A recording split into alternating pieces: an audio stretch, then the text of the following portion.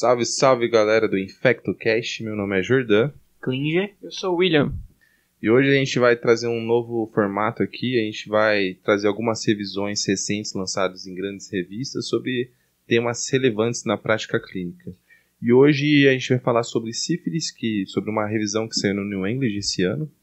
E é interessante, né? Porque sífilis está aí a todo momento, há séculos, o mesmo tratamento, a penicilina, não cria resistência, mas mesmo assim a gente vê tanto caso. Por que será que isso acontece, né?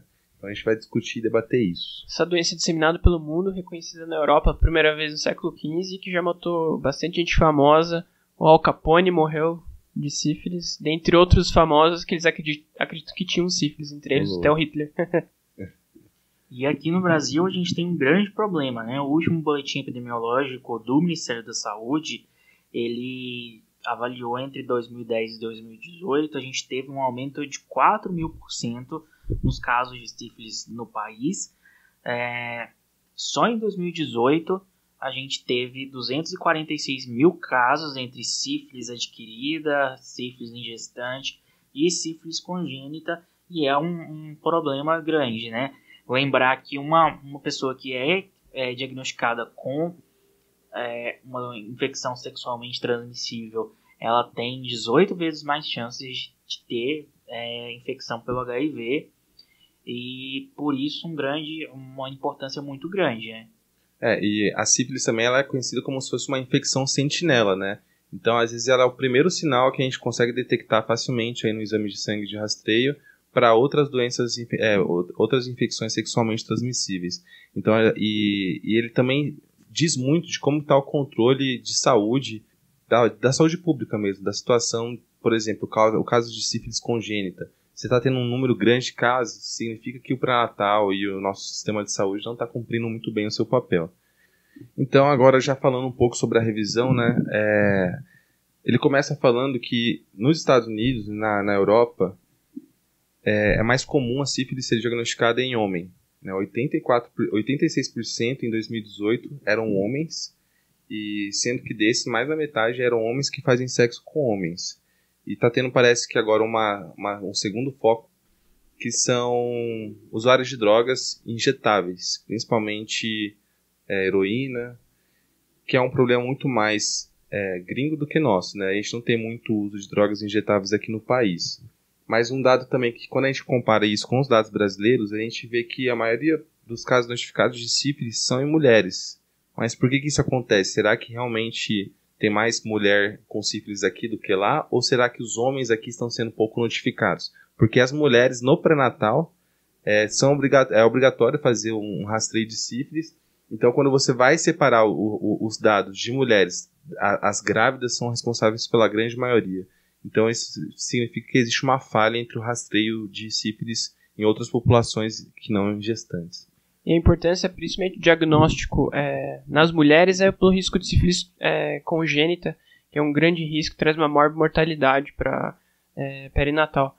E nesse mesmo estudo, né, ele trouxe a relação que existe um fator de risco entre crianças filhas de mães que tiveram contato com os usuários de drogas, né, elas têm um maior risco de ter sífilis congênita. Então a importância de relacionar uma coisa com a outra. Então acho que de epidemiologia é isso, né? A gente tem que rastrear em toda a população que se expõe sexualmente, né?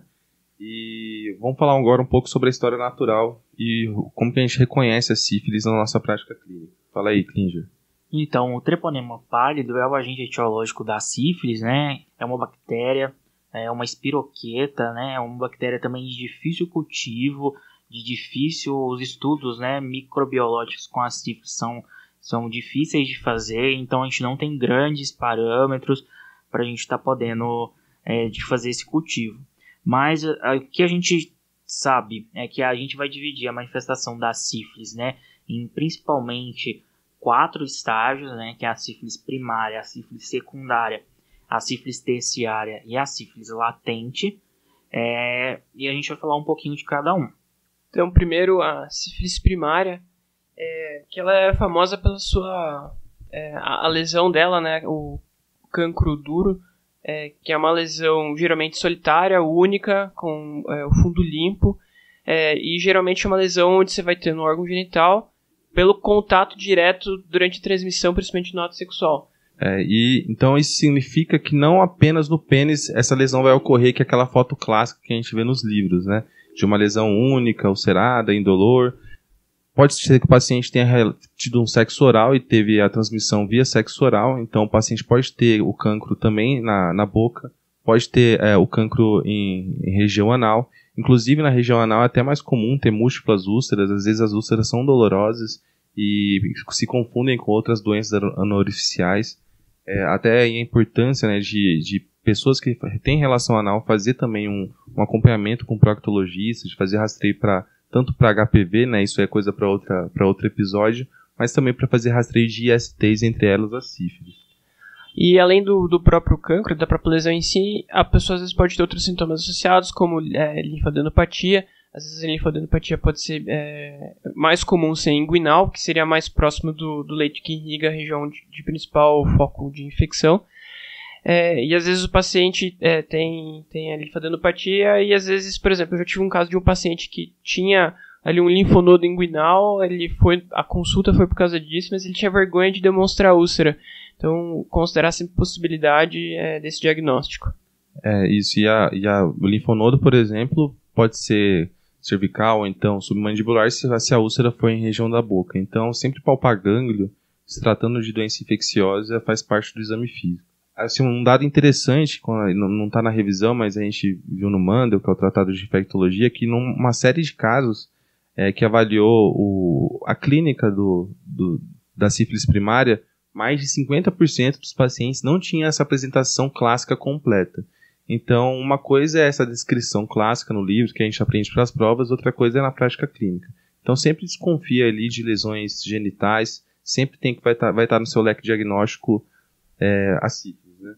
Já a sífilis secundária, então, é aquela fase da doença que a gente vai ter um rash, que ele normalmente é não pruriginoso, discreto, principalmente, né, que acomete os pés e as mãos, associado a febre, linfadenopatia, lesões de mucosas, e é uma doença que a gente pode ter diversas manifestações, desde sintomas sistêmicos como febre, perda de peso, artralgia, quanto a outros sintomas que vão mimetizar, então, a sífilis. É nessa fase da doença que a sífilis é conhecida como uma grande imitadora, né? Na sífilis secundária, ela pode se apresentar como qualquer doença.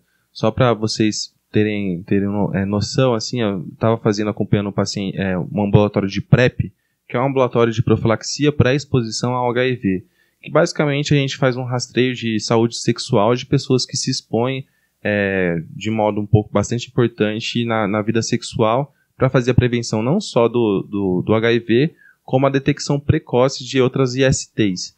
Então, nessas consultas, que são usualmente de 3 em 3 meses, a gente sempre pede o VDRL.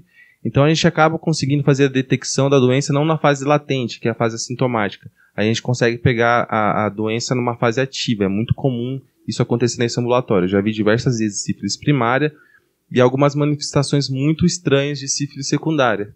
Uma das últimas que eu vi era um paciente que se apresentou com hepatite por sífilis. Era um paciente que chegou com transaminases bastante elevadas, tinha um aumento desproporcional de fosfatase alcalina em relação às transaminases, e ele não tinha nenhuma outra coisa para estar causando lesão hepática, né? O exame de imagem não tinha nada que chamasse muita atenção, não tinha sorologia para hepatites virais positivas, não tinha história de libação alcoólica, uso de anabolizante, enfim. A gente encarou aquilo como se fosse e só o VDRL que estava estourado, que é uma coisa bem típica também da sífilis secundária. A gente, quando for falar de exame diagnóstico, a gente vai ver que o VDRL, que é um exame não troponêmico quantitativo, fica muito alto na sífilis secundária, diferente na sífilis primária e na sífilis terciária. E esse paciente tinha esse quadro compatível. Ele, se não me engano, ele tinha um VDRL de 1 para 1024. E quando a gente tratou o paciente resolveu a lesão hepática dele e ele ficou bem. Mas, só para vocês verem como ela mimetizou uma hepatite, uma coisa que pode acontecer também, o paciente pode falar. Isso que você vai falar, né? Um grande imitador aí pode inclusive dar úlceras gástricas, que às vezes a gente acha que é uma úlcera péptica, um ou até mesmo um carcinoma ou linfoma, e às vezes você vai biopsiar e você descobre que é sífilis. Isso mesmo, a sífilis secundária, ela também pode dar sintomas neurológicos, né? Porque, pensando na fisiopatologia da doença, uma vez que você tem um treponema, em alguns dias ele já consegue se disseminar por todo o organismo. Então, ele já consegue chegar mesmo no sistema nervoso central, e existem até relatos de casos de pacientes com AVC que tiveram isso relacionado à sífilis. Inclusive faz parte do diagnóstico diferencial, no diagnóstico de um AVC, num paciente jovem, que não tem fatores de risco típicos, tipo um AVC isquêmico, a gente pesquisar sífilis, porque pode ser uma manifestação de sífilis a presença de um AVC. E, assim, como o William falou, a sífilis, o treponema, logo que ele infecta, ele já atinge o sistema nervoso central, atinge também a barreira placentária, então logo na sífilis primária já pode transmitir para o bebê e também já pode ter neurosífilis. Às vezes a gente tem um conceito que acha que neurosífilis acontece apenas tardiamente, mas isso é errado. Existem várias formas de neurosífilis e uma das mais comuns ocorre na sífilis secundária, que pode se apresentar com uma forma de vasculite, pode se apresentar também com uma forma de meningite subaguda. Existem várias formas de neurosífilis. Outra coisa que pode acontecer é sífilis ocular e otossífilis, né? Que existe até uma questão conceitual, que tem pessoas que acham que denominam sífilis ocular e otossífilis como se fosse uma manifestação de neurosífilis, mas aqui na revisão ele coloca a sífilis oftalmológica como uma entidade independente de ser uma neurosífilis. Importante isso do olho, né, dessa questão, porque ele pode acometer qualquer parte do olho, então ele pode trazer qualquer sintoma relacionado a isso. Então é importante, em pacientes que têm diminuição da acuidade visual ou qualquer outro sintoma relacionado à oftalmologia, considerar esse diagnóstico. Não tanto pelo diagnóstico em si, por elucidar ele, mas pela própria sequela que poderia ser o paciente ficar cego. E quanto antes você tratar, antes você considerar essa possibilidade, maior a chance de ter a reversão desses sintomas, que às vezes a sequela já é irreversível.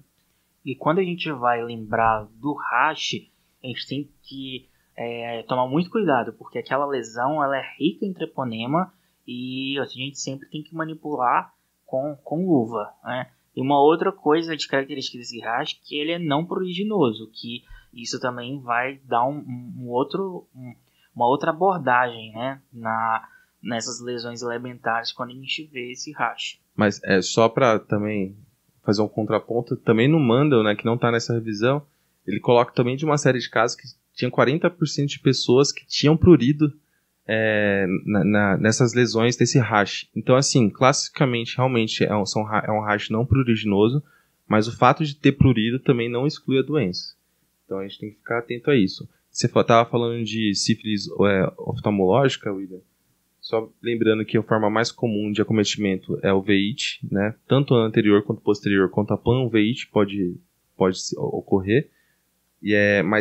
Mas pode realmente ocorrer em qualquer parte do olho. Inclusive, eu atendi um paciente essa semana no ambulatório de HIV, que ele teve um quadro de cegueira por necrose aguda de retina, que também é um outro acometimento que a neurosífilis pode se apresentar.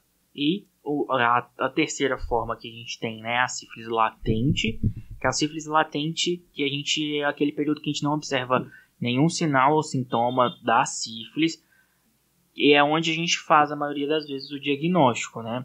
A gente divide a sífilis latente, a gente faz um cutoff de 1 ano, a gente vai dividir a sífilis latente em sífilis latente recente, quando a gente tem um acometimento, a duração dos sintomas menor que 1 ano, e a sífilis latente tardia, quando a gente tem a duração dos sintomas maior de 1 ano. Isso implica basicamente no tratamento que a gente vai ver lá mais pra frente, né? E um fato da sífilis precoce interessante é que pode ocorrer uma reativação da sífilis. Então, assim, o paciente teve uma sífilis primária, secundária, às vezes o paciente está na fase da sífilis latente, só que ele pode ter episódios de reativação da sífilis, de reativação clínica, né?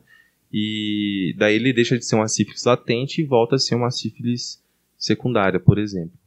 Exato. E quando a gente, muitas das vezes, né, que é o mais comum, a gente não sabe a duração da doença, então é aquele paciente que no exame de rastreio a gente vê um título alto para sífilis, a gente vai tratar como uma sífilis latente. Então, toda duração indeterminada a gente vai classificar como sífilis latente.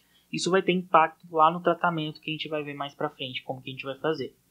Agora a gente vai falar da sífilis terciária, né? Ou tem mais alguma coisa para falar de sífilis latente? É porque sífilis latente é a parte assintomática, então é o período que o paciente não apresenta clínica da doença.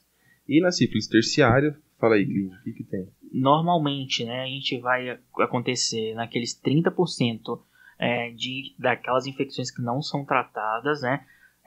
A sífilis é uma doença autolimitada, então na maioria das vezes, mesmo não tratando, a gente vai ter regressão da doença, vai ter regressão das lesões, porém cerca de 30% pode não ser tratada e desenvolver a sífilis terciária. Principalmente depois de um período de latência, que a gente tem relato até de 40 anos depois que o paciente tem a sífilis, ele pode estar desenvolvendo a sífilis terciária. É uma doença rara. Eu, por exemplo, nunca vi, acho que uma sífilis terciária. Você já viu goma sifilítica, aortite? Então, é muito raro, né? Porque muitos antibióticos acabam tratando, e é difícil uma pessoa que vai ficar, sei lá, 15, 10 anos sem tomar nenhum antibiótico, que a maioria... A sífilis é sensível à penicilina até hoje em dia, então a maioria das pessoas em algum momento vai tomar penicilina. Inclusive, vai acabar tratando a sífilis. Inclusive, um dos motivos que a gente acha que está crescendo muito a sífilis é porque a gente está usando menos a penicilina, que a gente ainda vai falar melhor, é a melhor droga para tratar a sífilis. Então, antigamente todo mundo acabava tomando bezetacil quando era criança por causa de dor de garganta. Hoje em dia acaba substituindo por outros antibióticos orais. Isso também pode ser um dos motivos que esteja influenciando nisso. A sífilis terciária ela é caracterizada principalmente pela inflamação e destruição tecidual, que isso vai acometer vários sistemas. Então a gente vai ter desde cardiovascular com a ortite sifilítica, aneurisma, estenose de coronária, até ósseo com a periostite e osteite gomosa, ou neurológica com a meningite aguda, lesão de sétimo par, paralisia geral, TAPS dorsalis e assim por diante. Só para a gente revisar a neurosífilis, né? A neurosífilis ela pode ser precoce, que inclui aquilo que a gente já citou, né? Desde a sífilis ocular ou autossífilis, que tem gente que fala que é neurosífilis ou não. Tem a forma de meningite subaguda, mais precoce, que podem ocorrer em qualquer fase da doença. Mas também tem aquela forma de neurosífilis tardia, que essas sim estão relacionadas com a sífilis terciária.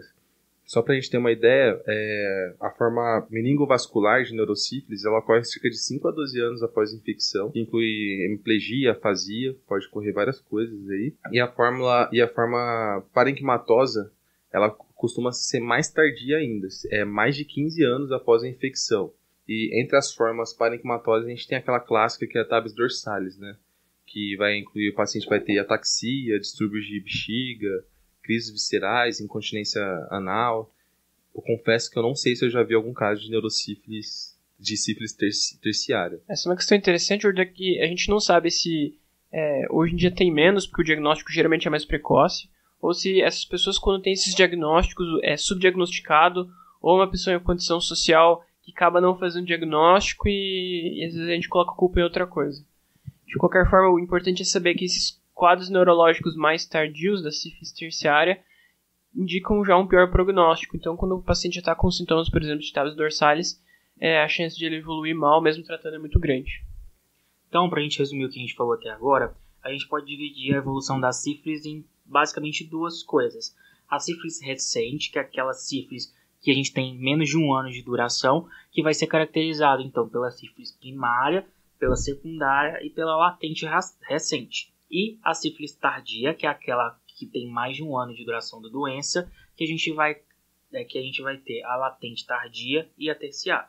Acho que de clínica é basicamente isso, né? Então, resumindo, de clínica, sempre que tiver dúvida, peça a VDRL, porque é muito amplo a clínica da sífilis. E por falar em VDRL, a gente vai falar agora dos testes, né? Como que a gente diagnostica a sífilis. Bom, a gente tem alguns tipos de testes, né, para a identificação do treponema pálido. O primeiro dele é a pesquisa direta do treponema, que é feita na microscopia de campo escuro. Tem uma sensibilidade boa, esse exame, mas a gente vai fazer só na sífilis recente primária e secundária.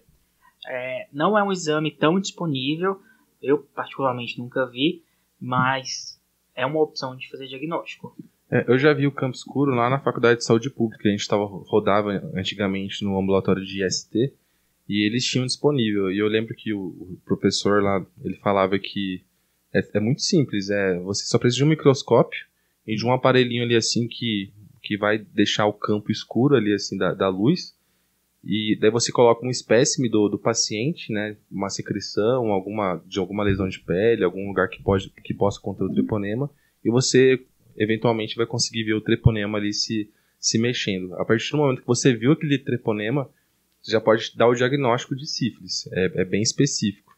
Uma única ressalva que é em relação aos espécimes de cavidade oral, porque existem alguns treponemas na cavidade oral que são comensais, que não são patogênicos. Então, não é indicado usar amostra de boca no campo escuro, mas isso é uma coisa bem específica e que eu vi no Mandel também, que eu também não sabia, até porque é algo que a gente usa muito pouco na prática.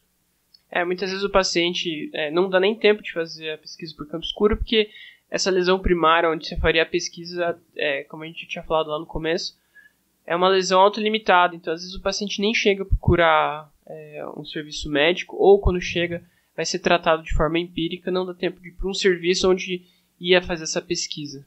E os exames mais utilizados para o diagnóstico são os exames imunológicos, né? A gente vai dividir esses exames nos testes treponêmicos e nos testes não treponêmicos. Os testes treponêmicos, eles detectam os anticorpos que são específicos produzidos para antígeno do treponema pálido. A gente tem algumas características importantes, porque eles são os primeiros a ficar reagente, então a gente utiliza para confirmação do diagnóstico. A desvantagem que a gente pode ver assim é porque você pode ter esses testes treponêmicos positivos durante a vida toda do paciente, mesmo com um tratamento adequado. Então, ele não é utilizado para a gente fazer monitoramento de resposta ao tratamento. A gente tem vários tipos de testes treponêmicos, que pode ser desde o TPHA, o FTABS, o próprio um ELISA. Tem o TTPA, tem o MHATP, tem um FTA-IgM, então tem vários métodos. Assim, acho que os principais que a gente mais usa na prática é o FTABS, o TPHA a gente usa bastante também, às vezes a gente vem o TPPA. O próprio laboratório, né, o seu serviço de referência, ele padroniza assim, o que ele vai usar como não treponêmico e qual teste que ele vai usar como treponêmico. Isso pode ter a variação que a gente vai explicar como que a gente faz o diagnóstico daqui a pouco, mas não importa qual teste vai ser utilizado, importa saber se ele é treponêmico ou não treponêmico. Eu acho que como dica é mais fácil decorar os não treponêmicos, aí quando você vê a interpretação do teste da sorologia para sífilis, o que não for VDRL, que é um teste não treponêmico, e o que não for o RPR, que eventualmente a gente vê bastante na prática, que também é um teste não treponêmico, vai ser um teste treponêmico. Então eu acho que decorando o RPR e o VDRL, que é bem usual na prática, a gente sabe que todo o resto são testes treponêmicos. E a gente também tem os testes imunocromatográficos, que são aqueles testes rápidos, né, estilo exame de gravidez, onde eles também são treponêmicos, que dá um diagnóstico bem rápido e que vem sendo difundido muito hoje em dia pelo interior do Brasil, pela fácil maneira de execução.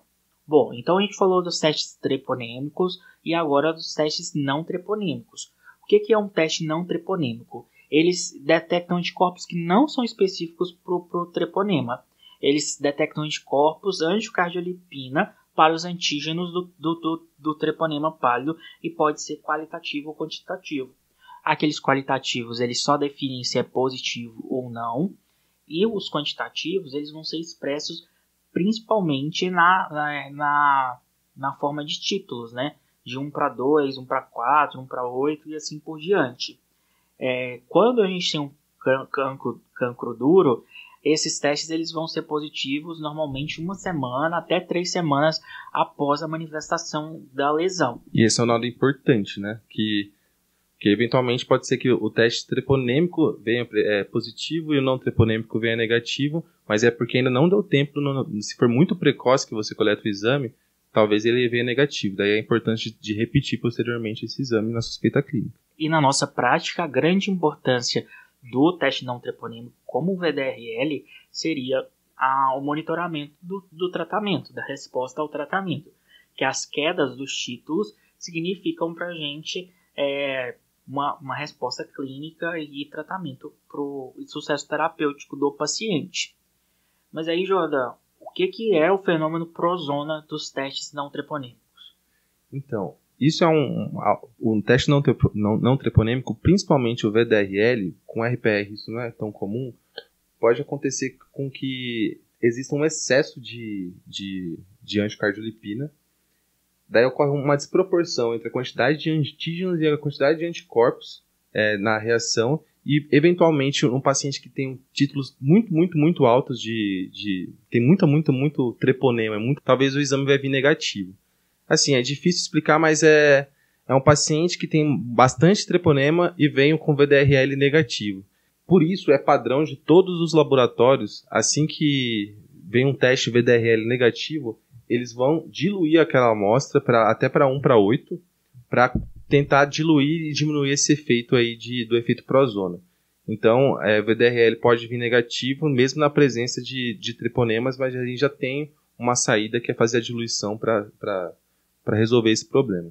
Então, isso é importante, porque nos laudos vem assim, o VDRL negativo e também eles fazem uma outra testagem na diluição de 1:8. Então, alguns laboratórios soltam como 2 resultados de VDRL, o normal e o diluído para 1:8. Então saibam por quê, por conta do efeito prozona. Mas na prática clínica, você vai suspeitar do efeito prozona quando? Geralmente essas titulações de VDRL são muito altas, como eu já falei no início do episódio, na sífilis secundária. Então se vem um paciente com um quadro bem típico de sífilis secundária, um paciente que teve uma história passada aí de um cancro duro e agora está com racho cutâneo e tem o teste treponêmico positivo, porque o teste treponêmico não causa o efeito prozona, tá? Então, mas aí se o VDRL dele vem negativo, fica com a orelha em pé e manda diluir a amostra, às vezes manda diluir mais, conversa com o laboratório e manda diluir ainda mais essa amostra, porque às vezes a titulação pode estar muito alta. E para a gente fechar esse diagnóstico, então a gente vai precisar de um teste treponêmico e um teste não treponêmico. A única exceção a essa regra é quando a gente fala das grávidas, né? Então, se eu tenho uma grávida que vem com um VDRL positivo, a gente já vai fazer o tratamento para sífilis para essa paciente, porque até que a gente pede o teste treponêmico, a paciente faça, o resultado saia, você faça o tratamento, isso aumenta a chance de você ter essa transmissão transplacentária pro feto. Então, na presença de algum exame treponêmico ou não treponêmico positivo nas gestantes, a gente já vai fazer o tratamento. E tudo isso por causa do medo da sífilis congênita, que seria algo... o prejuízo que você pode ter para o feto, para a gestante, em relação à sífilis congênita é muito grande. Então, nesse caso, a gente acaba sendo mais permissivo e qualquer teste treponêmico ou não treponêmico, a gente acaba considerando tratamento. Mas, de uma forma geral, é sempre importante ter esse conceito na cabeça. Naquele artigo do New England, ele traz uns algoritmos tentando explicar como você faria o diagnóstico. Ele começa falando que você pode começar tanto o algoritmo considerando um teste não treponêmico e depois fazendo um teste segmentar treponêmico, quanto ao contrário, fazendo treponêmico depois não treponêmico. Depois a gente vai soltar no nosso Instagram um resuminho com isso, porque isso é bem difícil de explicar, a gente pode acabar se perdendo. Mas acho que o conceito fundamental é saber que sempre que você vai fazer o diagnóstico de uma pessoa de sífilis, considerar por 2 métodos, sempre ter um diagnóstico por um método não treponêmico, que o principal exemplo pra gente é o VDRL, e um treponêmico, o principal exemplo que a gente mais vê, pelo menos aqui, é o FTA-ABS. Então, sempre que você tem um paciente que tem só um desses positivos, solicitar o outro para daí, então, confirmar o diagnóstico. Isso é muito importante porque, assim, por exemplo, o não treponêmico VDRL, que nem o que já falou, ele é um anticardiolipina. Então ele pode vir positivo para outras doenças que inclusive se assemelham à sífilis. Então ele pode fazer uma reação cruzada com lúpus, que também daria esse exame positivo. E às vezes o paciente está com sintomas semelhantes, acaba fazendo um diagnóstico errôneo. Ou uma pessoa que já tratou a sífilis, está mantendo uma cicatriz sorológica com teste treponêmico, esse exame vai ficar positivo o resto da vida, ele vai ficar com o CFT-ABS positivo, e você fica pedindo e retratando o paciente às vezes sem necessidade. Então, a importância de ter os dois métodos, e que nem o Clint já falou antes, a importância de você avaliar a titulação do seu VDRL. Isso até fala a favor para afastar esses falsos positivos, né? Que é muito difícil você ver um VDRL 1 para 512, 1 para 1024 e você achar que isso é por uma outra doença que não seja a sífilis. Exato, e é legal também ver esse quantitativo do VDRL, porque às vezes títulos mais baixos não significam necessariamente doença, títulos muito pequenos, né? Sim, e a gente vai postar também no Instagram, então essa tabelinha para a gente interpretar todos os resultados, e a gente vai também postar de uma cinética, de como que se comporta o VDRL e o FT-ABS, né? Porque o que acontece também é que o VDRL ele aumenta muito o título no secundarismo, mas mesmo sem a gente tratar, esse título vai começar a cair. E não significa que o paciente está se curando. Às vezes ele só está caminhando para o terciarismo. Então é importante ter esses conceitos em mente. Me diga uma coisa, como é que a gente vai monitorar então esses pacientes? O paciente chegou, eu tratei, como é que eu vou monitorar se o meu tratamento está dando certo ou não? Só mais uma coisa da parte diagnóstica que ele fala também nessa revisão, é em relação ao diagnóstico de neurosífilis, né? Eu acho que a gente pode até fazer depois um novo podcast de neuroinfecção, de neurosífilis, porque neurosífilis é algo super difícil de diagnosticar, porque o VDRL é bem pouco sensível no líquor. Os testes treponêmicos, quando vem positivo no líquor, não significa que o paciente tem neurosífilis, porque os anticorpos eles passam do sangue para o líquor, e isso não significa que o paciente tenha doença. Então, muitas vezes a gente vai encarar a neurosífilis assim: o paciente tem a sorologia positiva no sangue, daí a gente vai coletar o líquor frente a alguma manifestação neurológica, e só de ter, às vezes, uma proteinorraquia, ou então, às vezes, de ter uma celularidade aumentada, a gente acaba dando o diagnóstico de sífilis. Muitas vezes a gente trata neurosífilis sem ser neurosífilis. Cansei de ver no hospital, porque neuro é uma coisa muito difícil, né? Então, às vezes, chega um paciente com um quadro totalmente bizarro, ninguém sabe o que é. Aí a gente coleta um VDRL, às vezes vem 1 para 1, 1 para 2, daí colhe o líquor vem com 8 células, com uma proteína de 30, super bobo. A gente fala, não sabe o que é, mas vai que por via das dúvidas pode ser sífilis e acaba tratando. Então, porque não tem, é muito difícil fazer o diagnóstico de neurosífilis, a gente às vezes acaba pecando aí um pouco pelo excesso. Mas eu já tive paciente assim, o VDRL era 1 para 8, tinha alguns sintomas oculares, fez o líquor, tinha só 5 células, não tinha nem diferencial de tão pouca célula, a gente começou a tratar e melhorou. Então, assim, é difícil mesmo, mas às vezes talvez o melhor seja errar tratando para mais que para menos. Até porque uma penicilina aí não faz mal para ninguém, né? Tipo, a gente não vai estar dando uma amicacina, nada tão tóxico assim. A gente conhece muito bem os beta-lactâmicos e é uma droga muito segura.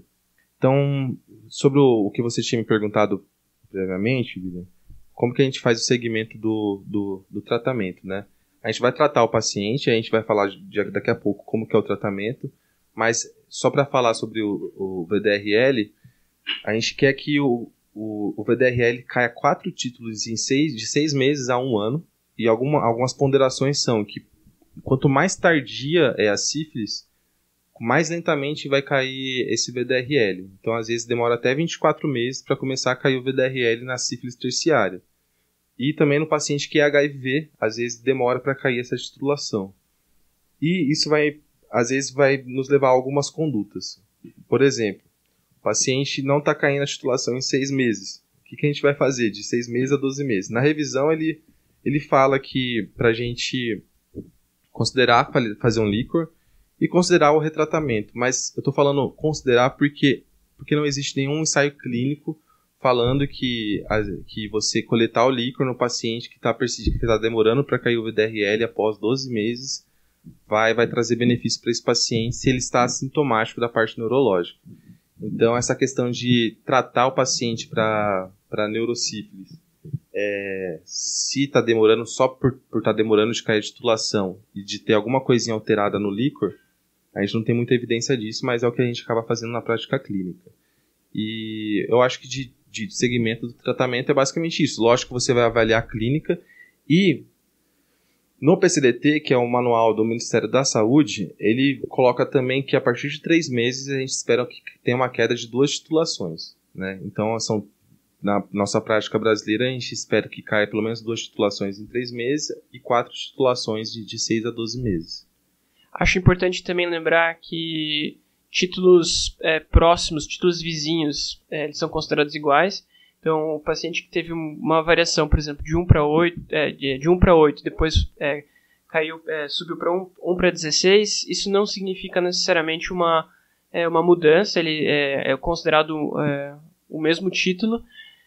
E lembrar sempre de tratar a parceria, a gente comentou um pouquinho lá no começo, mas também às vezes é um motivo para o paciente estar se reinfectando nesse meio tempo. Então, a importância de se conversar a epidemiologia na consulta, lembrar que o paciente pode se reinfectar e que sempre tem que tratar o parceiro. E assim, o paciente com títulos baixos, ele pode permanecer uma vida toda com esse título de 1 para 2, 1 para 4, sem necessariamente significar uma infecção. Sim. E em relação ao manejo da sífilis, como que a gente trata? Bom, a gente vai dividir, né? Como clinicamente a gente dividiu na sífilis recente e na sífilis tardia, a gente também vai tratar com base nisso. Então, nos casos da sífilis primária, da sífilis secundária e da latente recente, que é aquela até 1 ano de duração, a gente vai fazer o uso da penicilina benzatina, 2,4 milhões de unidades internacionais e M em dose única, 1,2 em cada glúteo. A alternativa que a gente vai ter é a doxiciclina, 100 mg 2 vezes ao dia por 15 dias, ou a ceftriaxona, 1 grama IM por 8 a 10 dias.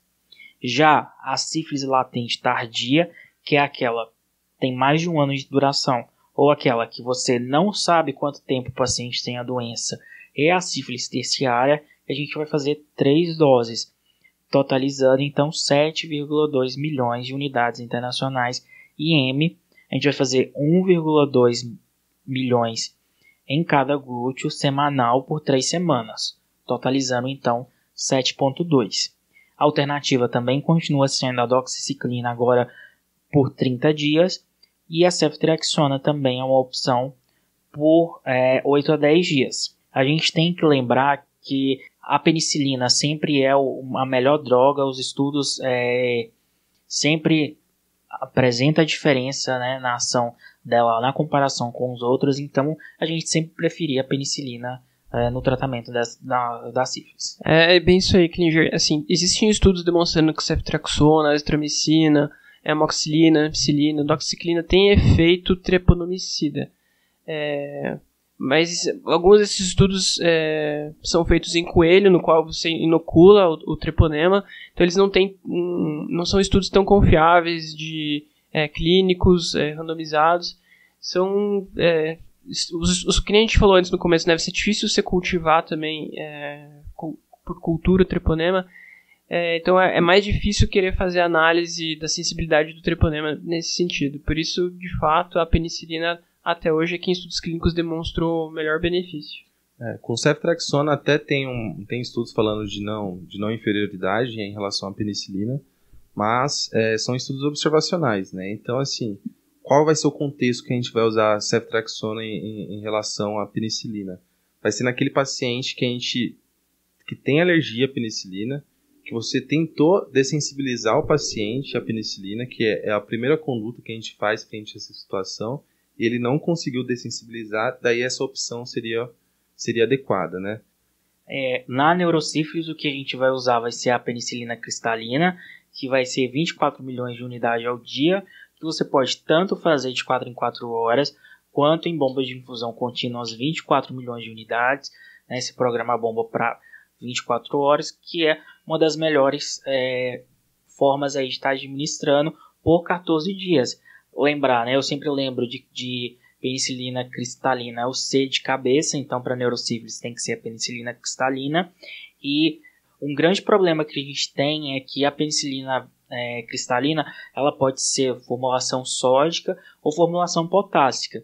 Isso traz dois problemas para a gente. Primeiro é os distúrbios hidroeletrolíticos que esses pacientes podem abrir aí no começo da utilização da penicilina cristalina. E o segundo, que naqueles casos, né, da penicilina sódica, a gente pode ter muita flebite pela quantidade de sódio que tem. Esses pacientes perdem um acesso periférico muito frequentemente. Uma forma de você minimizar isso seria a administração em infusão contínua e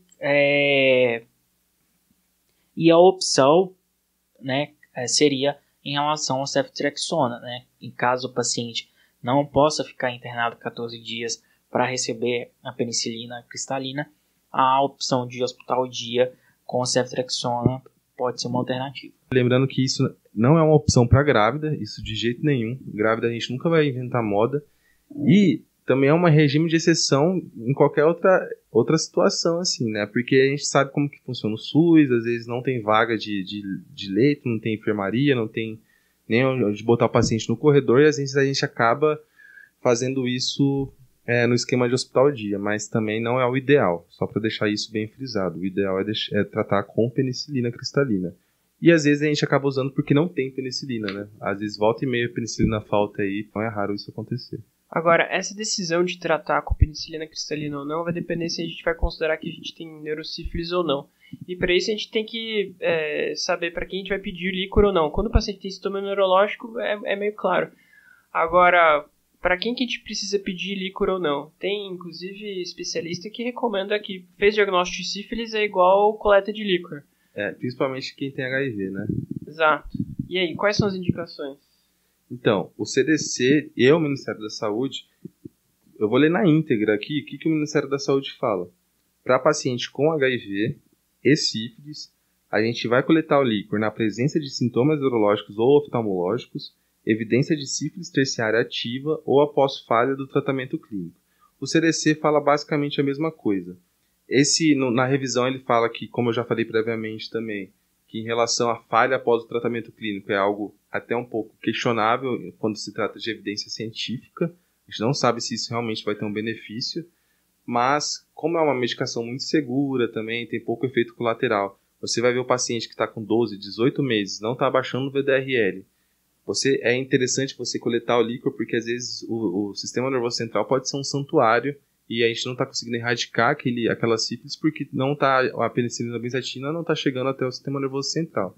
Então é prudente sim coletar o líquor nessa situação.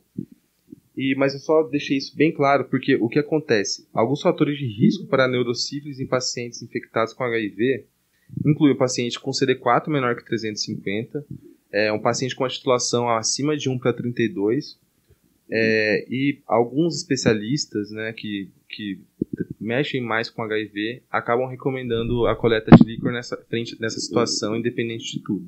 Mas não é a recomendação do Ministério da Saúde e nem a recomendação do CDC.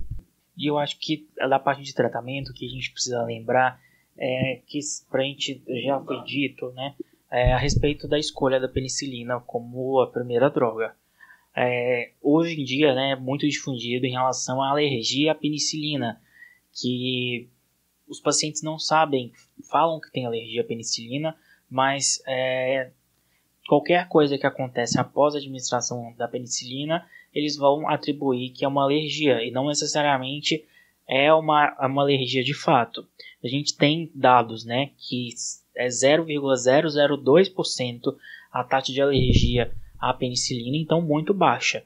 Sempre faça uma anamnese adequada, tire para você saber mesmo o que aconteceu após a administração da penicilina. O que a gente pode estar fazendo também é uma dessensibilização à penicilina com doses progressivas, né, em ambiente hospitalar, mas que isso é uma lenda urbana muito grande, né? A alergia à penicilina é uma coisa difícil realmente de acontecer. Então, assim, até falando de alergia à penicilina, muitos pacientes vão falar que tem alergia à benzetacil porque é uma medicação muito dolorosa de ser aplicada, né? É muito comum Quando você vai questionar no PS, você tem alergia ao quê? Doutor, tenho alergia a benzetacil. A gente sabe que a maioria das vezes é mentira. E também não contraindica a administração da penicilina em unidade básica de saúde, né? Isso é uma coisa comum que a gente vê, mas não é uma contraindicação. A conduta nos casos de alergia seria mesmo a administração da adrenalina. Klinger, só uma coisa. E um paciente aí, tava com sífilis, tomou a primeira dose de benzetacil, aí deu mais ou menos no dia seguinte, umas 30 horas depois, ele começou a ter febre, começou a ter dor de cabeça, mialgias, sudorese, chegou até a ficar um pouco hipotenso. As lesões de pele dele, que já eram meio feias, ele estava incomodado, piorou as lesões, teve pior as lesões de pele. Isso é uma alergia? Então, isso é o que a gente chama classicamente da reação de Jarisch-Heschmeyer. Quero ver você falar de novo, porque essa é difícil, hein? Soletre. Tô brincando. Essa é complicada. Então, a reação de Jarisch-Heschmeyer acontece quando o paciente toma a primeira dose da penicilina. Ele vai ter aumento das lesões cutâneas, com um eritema, dor, prurido, e que vão regredir mais ou menos entre 12 a 24 horas após isso. Não tem necessidade de descontinuação do tratamento. Ela acontece porque quando você mata o treponema, a célula, né, vai lisar e vai soltar, vai liberar proteínas e outras estruturas pelo treponema morto, que vai acabar caindo na corrente sanguínea e causar essa reação. Mas isso não é considerado uma alergia, não deve-se descontinuar o tratamento. E um problema disso seria nas grávidas, que quando acontece essa reação de Jarisch-Heschmeyer, por causa da liberação de prostaglandinas, você pode ter uma deflagração de um trabalho de parto, né, pré-termo nesses pacientes. E a conduta, o pessoal da GO sabe conduzir, que vai ser inibidor de trabalho de parto. E acho que tem mais alguma coisa pra falar? Não, eu acho que é isso, gente. Acho que resumindo, então, a importância de se sempre pensar em sífilis. Uma sorologia para sífilis não vai mal para ninguém, né? Que a gente falou no começo, grande imitadora. E é isso aí, galera. Esse foi o episódio de hoje. A gente vai deixar o link desse estudo no nosso Instagram, junto com algumas imagens aí que demonstram a cinética do VDRL e dos testes treponêmicos e a interpretação disso. E qualquer dúvida, vocês podem perguntar pra gente, se alguma coisa pode ter ficado confusa ou não. E até a próxima, galera. Valeu. Falou!